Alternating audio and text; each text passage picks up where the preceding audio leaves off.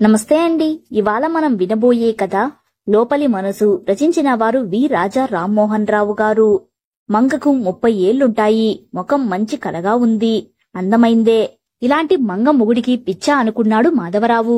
తన మొగుడికి పిచ్చని, తనకి ఒక్కడే కొడుకని మంగే తనను తాను పరిచయం చేసుకుంటూ చెప్పింది. ఏమంటాడో అని మంగ మాధవరావు వైపే చూస్తోంది. మంగ నీట్గా శుభ్రంగా కూడా ఉంది అనుకున్నాడు మాధవరావు. పని మనిషి అవసరం ఉంది కాని అన్నాడు మాటని మధ్యలోనే ఆపేస్తూ. ఏంటో చెప్పండయ్యగారు అంది మంగ చెప్పమన్నట్లుగా. ఇంట్లో నేను ఒక్కడనే ఉంటున్నాను. ఇంటి పని వంట పని అంతా చెయ్యాలి. నీకు కుదురుతుందా అని అన్నాడు. నాకు ఇలాంటి ఇల్లే కావాలి అయ్యగారు. మొన్నటిదాకా పిల్లాడిని పక్కిళ్ళ వాళ్ళకి అప్పజెప్పి 4 ఇళ్లకి పనికి వెళ్లాను. కాని ఇప్పుడు వీడు నన్నొదిలి ఉండడం లేదు. అందుకే ఒకటే ఇల్లైతే వీడిని కూడా ఉంచుకొని నెమ్మదిగా పనంతా చేసుకుంటాను అంది. మరిన్ని వివరాలు మాట్లాడుకున్నాక మంగ పనికి కుదిరింది. 2 ఏళ్లు చూస్తూ ఉండగానే గడిచిపోయాయి. మంగ ఎంతో తృప్తిగా సంతోషంగా ఉంది. మాధవరావుకి కూడా సౌకర్యంగా ఉంది. చిన్నదైన మంగది సొంతిల్లు. తండ్రి తాగుబోతూ ఇంట్లో వాళ్ళని పట్టించుకోకుండా తాగి మంగ చిన్నతనంలోనే చచ్చిపోయాడు. తల్లే నానా యాతన్లు పడి మంగను పెంచి పెద్ద చేసింది. కూలి పనులు, ఇంట్లో పనులు, ఇలా నానా చాకిరీలు చేసి చివరకు ఒక ఫ్యాక్టరీలో చిన్న ఉద్యోగంలో చేరింది. తల్లి పడిన ఆ కష్టాలన్నీ మంగకి తెలుసు. చెప్పుకోవటానికి దూరపు బంధువులు, పేరుకి కొందరు ఉన్నా ఆదరంగా ఆదుకునే వాళ్ళెవ్వరూ లేరు. అందుకే ఆ తల్లికి మంగకి ఆ తల్లి సర్వస్వం అయ్యారు. కూతురికి ఏదో ఆధారం ఉండాలని అష్టకష్టాలు పడి ఆ ఇల్లు కొంది మంగ తల్లి. మంగ 9వ తరగతిలో ఉండగా తల్లికి జబ్బు చేసి ఫ్యాక్టరీకి వెళ్లలేని స్థితికి వచ్చింది. అలాగే మంచం మీద కొన్నేళ్లు ఉంది. మంగ ఒంటరి కాకూడదని తొందరపడి పెళ్లి చేసింది. ఎవరో చెప్పిన సంబంధం. పిల్లాడు బాగానే ఉన్నాడు కదా అనుకుంది. పెళ్లైన ఏడాదికి మంగ తల్లి పోయింది. మంగ ఆమె మొగుడు కొన్నాళ్లు బాగానే ఉన్నారు. కాని మధ్య మధ్యలో తిక్కగా ఉండేవాడు అతను. ఏ పనికి తిన్నగా వెళ్లేవాడు కాదు. బద్ధకమేమో అనుకుంది మంగ. కాని క్రమేపీ తెలిసొచ్చింది భర్త రంగది బద్ధకం కాదని, అతనికి మతిస్థిమితం ఉండటం లేదని. అతని వైపు ఎవరూ లేరు. అన్నిటికీ మంగే అయింది. 4 ఇళ్లలో పనికి కుదిరింది. క్రమేపీ రంగ పిచ్చి పెరుగుతూ వచ్చింది. పొద్దున లేచింది మొదలు రోడ్డుచ్చుకు తిరుగుతూ ఉంటాడు. ఎవరైనా డబ్బులు ఇస్తే ఏదే ఒకటి కొనుక్కొని తినేస్తాడు. బట్టలు నీటిగా వేసుకోడు. పిచ్చి వాలకం తెలుస్తూనే ఉంటుంది. చాలా వరకు కామ్గా ఉంటాడు. కాని ఏడాదిలో ఎప్పుడైనా 1-2 సార్లు పిచ్చి కేకలు అవి వస్తాయి. అప్పుడు ప్రభుత్వ పిచ్చాస్పత్రికి తీసుకెళ్తుంది. వాళ్ళు ఇంజెక్షన్లు ఇస్తారు. మళ్లీ మామూలుగా కామ్గా అయిపోతాడు. మంగకి అన్నీ అలవాటైపోయాయి. పిచ్చోడైనా రంగ అంటే అభిమానం మంగకి. బాగున్న రోజులు గుర్తు తెచ్చుకుంటుంది. పిచ్చి అతను కావాలని తెచ్చుకుంది కాదు కదా అనుకుంటుంది. పసివాడైన కొడుకుని ఎలా చూసుకుంటుందో భర్తను కూడా అలాగే చూసుకుంటూ సర్దుకుంటుంది. పరోక్షంలో మంగని పిచ్చోడి పెళ్ళాం అని వ్యవహరిస్తుంటారు. దానికి మంగ బాధపడదు. కుంటి గుడ్డి అయితే ఎలాగో ఇది అలాగే అనుకుంటుంది. మాధవరావు ఇంట్లో పనికి కుదిరి 2 రోజులు గడిచేసరికి మంగ ముఖంలో కల పెరిగింది. నడకలో చురుకొచ్చింది. శుభ్రంగా తయారై పిల్లాడితో సహా మాధవరావు ఇంటికి వెళ్లేది. మధ్యలో అవసరమేదైనా ఉంటే ఇంటికి వచ్చేది. లేదా రాత్రి మాధవరావు భోజనమయ్యాకే ఇంటికి రావటం. మంచి చీరలు కడుతోంది. కంటికి నదురుగా కనిపిస్తోంది. ఎవరింట్లోనో పనికి వెళ్తున్నట్లు కాక ఏదో ఆఫీసులో పనిచేస్తున్నట్లు ముస్తాబయ్యేది. మంగ చుట్టుపక్కల వాళ్ళందరూ నిర్ధారణకు వచ్చేశారు. మాధవరావు ఒంటరివాడు, డబ్బున్నవాడు, బాగా చూసుకుంటున్నాడు. కాబట్టే మంగ అన్ని సోకులు పోతుంది. ఎవరైతే మటుకు పిచ్చోడితో ఎన్నాళ్లుంటారు, మంచోడినే పట్టుకుంది అని కొందరు ప్రచారం. పోనీలే పాపం, పిచ్చోడిని అన్యాయంగా వదిలేయలేదు. బాగానే చూసుకుంటుంది. దాని వరకు అది సుఖపడితే తప్పేమిట్లే అనుకున్నారు మరికొందరు. మాధవరావుకి భార్య లేదు. పిల్లలు విదేశాల్లో ఉన్నారు.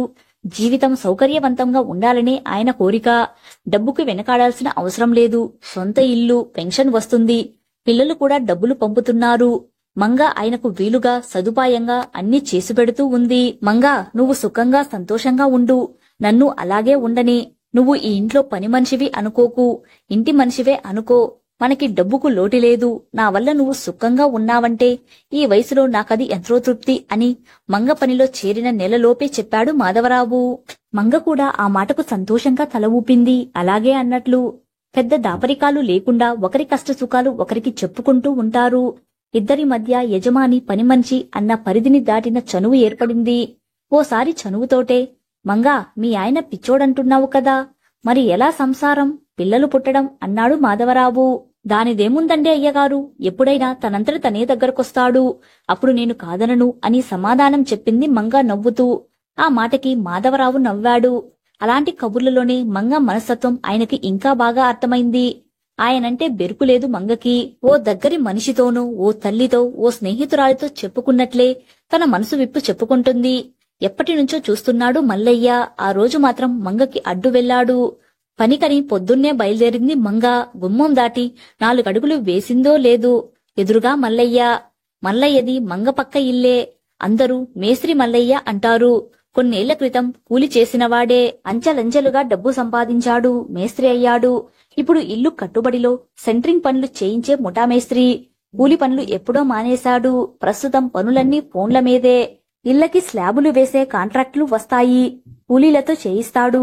మనిషి మొరటు, కొంతమంది రౌడీ మల్లయ్య అని అంటుంటారు.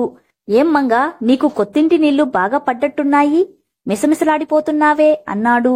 మంగ ఏమీ మాట్లాడలేదు. ఇది వరకు పట్టించుకోలేదు, కాని ఇప్పుడు నిన్ను చూస్తుంటే వదలబుద్ధి కావటం లేదు. ఇవాళ రాత్రి మా ఇంటికి వచ్చేయ్ అన్నాడు. మల్లయ్య ఇల్లు ఓ అలగా కొంప, ఒంటరిగా ఉంటాడు. ఇంట్లో అతనుంటే భాగం కాక పక్క భాగాల్లో కూడా కూలోళ్ళుంటారు. నిత్యం తాగుడు, పార్టీలు. మల్లయ్య దగ్గరికి కొంతమంది ఆడకూలీలు రాక మామూలే. చేతి నిండా డబ్బు తిరుగుతూ ఉంటుంది మల్లయ్య దగ్గర. పల్లెల నుంచి వచ్చే కూలీల దగ్గర ఏడాది 2 ఏళ్లకు ఒప్పందం రాయించుకుంటాడు. తను పని చూపిస్తాడు.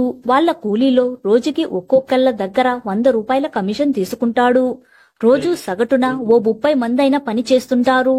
ఇదీ కాక వేరే సంపాదన. రోజు వేలల్లో ఆదాయం. డబ్బు మదం, ఒంటి మదం పుష్కలంగా ఉన్నాయి. ఇవాళేమిటి పిచ్చివాగుడు అంది మంగ కోపంగా చూస్తూ. పిచ్చివాగుడేం కాదు, ఈ కూలీ ఆడాలతో ముఖం మొత్తింది. ఆడదంటే నీలా స్టైల్గా ఉండాలి, రమ్మన్నాను కదా అని ఓ రాత్రితో వదిలేయను. మంచి చెడ్డ చూసుకుంటూ మగసాయం చేస్తుంటాను. నా మనిషిలాగే ఉందువుగాని. డబ్బంటావా, నీకు తెలుసుగా, నీ ఇష్టం, ఎంతంటే అంత అన్నాడు నవ్వుతూ. మంగకి అక్కుసుగా ఉంది. అయినా ఊరుకొంది. మీ ఆయన ఎలాగో పిచ్చోడే కదా, ఆడితో ఏ గొడవ ఉండదు సరేనా అన్నాడు తిరిగి. పిచ్చోడైనా మగాడే, అది తెలుసుకో. పక్కపక్కనుంటున్నాం, కొంచెం మర్యాద నేర్చుకో. నువ్వు పిలవగానే రావటానికి ఒళ్ళమ్ముకునే దాన్ననుకుంటున్నావా? మరోసారి ఇలా మాట్లాడితే మర్యాదగా ఉండదు అంది తీవ్రంగా. ఒసేయ్, ఏం స్టైల్ కొడుతున్నావే? ఆ 60 ఏళ్ల మాధవరావుగాడు పనికిరాగా లేంది. ఆడికన్నా చిన్నోణ్ణి, పవరున్నోణ్ణి. నేను పనికిరానా? అయినా నా సంగతి నీకు తెలిసినట్లు లేదు. నేను తలుచుకుంటే నిన్ను, ఆ మాధవరావుని ఏం చేస్తానో తెలుసా అన్నాడు మల్లయ్య వెకిలిగా నవ్వుతూ. ఏం చేస్తావు? నన్నేం చెయ్యలేవు, ఆయన్ని ఏం చెయ్యలేవు. వెర్రి వేషాలేయకు. అయినా ఆయనకి నీకు పోలిక. ఆయన దేవుడు లాంటి మనిషి. ఆయన నన్ను కావాలని అడిగినా తప్పేం లేదు.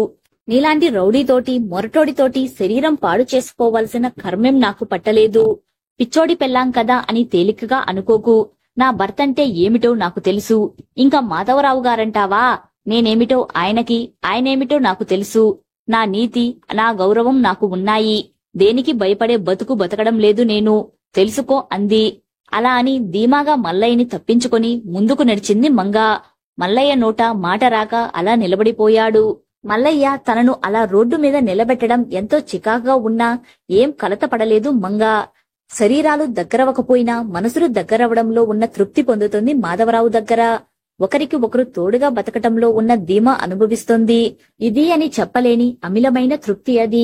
మంచి మనుషుల దగ్గర మాత్రమే లభించే అరుదైన గొప్ప ఆదరణ అది. తనది గొప్ప అదృష్టం అనుకుంటుంది మంగ. తను ధైర్యంగా అలా బతకడం సరైందే అనుకుంటుంది. పిచ్చోడి పెళ్ళామే కావచ్చు, నలుగురికి లోకువ కావచ్చు, పరిస్థితులు అంత గొప్పవి కాకపోయినా బాగానే బతకొచ్చు. ఎందుకంటే మనసు లోపల ఏమున్నదో దాని విలువ దానిదే. కథ సమాప్తం. కథ నచ్చితే లైక్ చేయండి. ఇలాంటి మరిన్ని వీడియోస్ కోసం మన ఛానల్ ని సబ్స్క్రైబ్ చేసుకోండి. మరో మంచి కథతో మళ్ళీ కలుద్దాం. Thank you.